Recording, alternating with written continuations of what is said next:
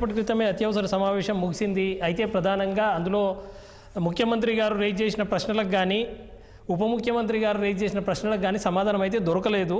సరే, వాళ్ళు చెప్పేది జ్యుడిషియల్ విచారణ ఆల్రెడీ ప్రభుత్వం ఆదేశించింది కనుక ఆ విచారణలో ఏం బయటకు వస్తుందో అప్పుడు చూద్దాం. ఒకరిద్దరు మాత్రము ఏదో తప్పులు చేసినట్టున్నారు అని చెప్పేసి ఇప్పటికే చైర్మన్ గారు ఏదో ఇండికేషన్ ఇస్తూ ఉన్నారు.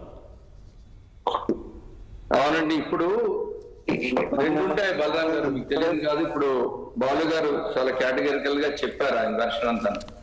ఇప్పుడు వన్ థింగ్, అక్కడ మెంటల్ ఇంటెన్షన్ ఎవరికైనా ఉందా అన్నది అయినప్పుడు మనం we have to speak volumes. It's an unfortunate incident, అనుకోకుండా జరిగిందైతే దాంట్లో కూడా dereliction of duty, negligence of duty ఎవరున్నారో ఖచ్చితంగా యాక్షన్ షుడ్ బి టేకన్. అందులో దెర్ ఇస్ నో కాంప్రమైజ్. ఎందుకంటే జరిగిన సంఘటన చిన్న విషయం కాదు. దానికి మనం బాధపడుతూనే ఖచ్చితంగా ఎందుకు జరిగింది అనే విషయంలో పూర్తి క్లారిటీ తీసుకోవాల్సిన అవసరం ఉంది. అలాగే దాంట్లో ఎవరెవరైతే రెస్పాన్సిబుల్, బాధ్యత తీసుకోవాల్సిన వ్యక్తులు బాధ్యతారహితంగా ప్రవర్తించేటప్పుడు ఖచ్చితంగా యాక్షన్ ఉండాల్సిన అవసరం ఉంది.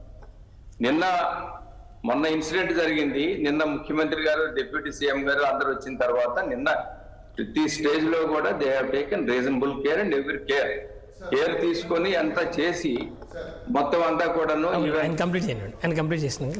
కాంపన్సేషన్ కూడా ఇవ్వటం, ఇవన్నీ ప్రకటించడం. తర్వాత ఏమో డిప్యూటీ సీఎం గారు అయితే మనం క్షమాపణ చెప్పాల్సిన అవసరం కూడా ఉంది. We should feel it. అలాగే వాళ్ళకు కూడా కొంత ఇది రావాలి, అంచేత అది కూడా అవసరమని ఆయన కూడా చెప్పడం. ఇవన్నీ కూడా ఒక మానవతా దృక్పథంలోనే కాకుండా ప్రభుత్వ అడ్మినిస్ట్రేషన్ లో ఉన్న ల్యాప్సెస్ ని కూడా బయటికి తీసుకురావడం.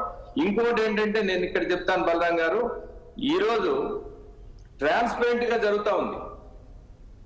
ఏం జరిగినా కూడా ఏమైనా కూడా మేమంతా జరగలేదు అని ఎక్కడ కూడా ముఖ్యమంత్రి గారు కానీ డిప్యూటీ సీఎం గారు కానీ ఎవరు కానీ మాట్లాడలేదు.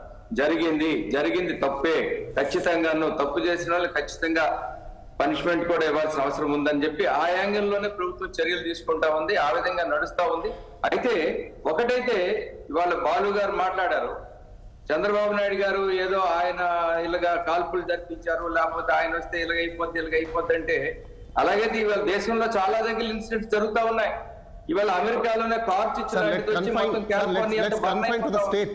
చాలా మంది చనిపోతున్నారు. Let's confine to the state. వేరే వాళ్ళ కంపారిజన్ కాదు. ఈయన కాండక్ట్ గురించి మనం మాట్లాడుకుందాం. ఈయన కాండక్ట్ గురించి మాట్లాడడానికి మీకు you have freedom, you can speak. I have a freedom, I have to speak. No, freedom of speak is a different matter sir.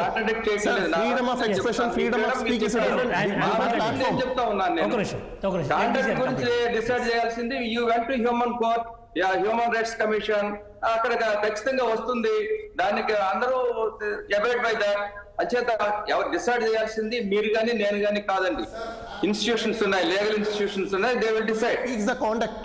A person speaks the conduct. అది ఒక ఇవాళ జరిగిన ఇన్సిడెంట్ ని ఒక ముఖ్యమంత్రి క్యారెక్టర్ కి, కాండక్ట్ కి attach చేయడం అనేది ఐ కండెమ్ ఇట్ అండి. అది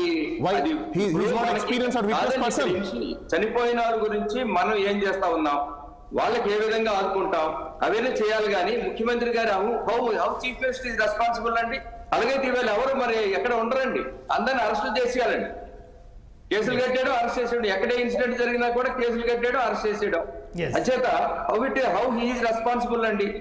అది ఎలా మాట్లాడతారు? అలాగా జరిగిన సంఘటనలు పుష్కరాల్లో జరిగితే, మన ఫ్లడ్స్ లో జరిగితే అవన్నీ కూడా ముఖ్యమంత్రి గారు దీంట్లో ఇచ్చేసి ఆయన ఇప్పుడు కూడా ఆయన టైంలో జరిగిందంటే మీనింగ్ పాత. బట్ ఆయనే ఇలాంటి వాళ్ళు, ఆయన క్యారెక్టర్ ఇలాంటిది అని అంటాం. ఐ అబ్జెక్ట్ ఇట్ అండి. క్యారెక్టర్ వేరు, కాండక్ట్ వేరు. ఒక నిమిషం సార్, అజయ్ గారు వైసీపీ రియాక్షన్ తీసుకుందాం.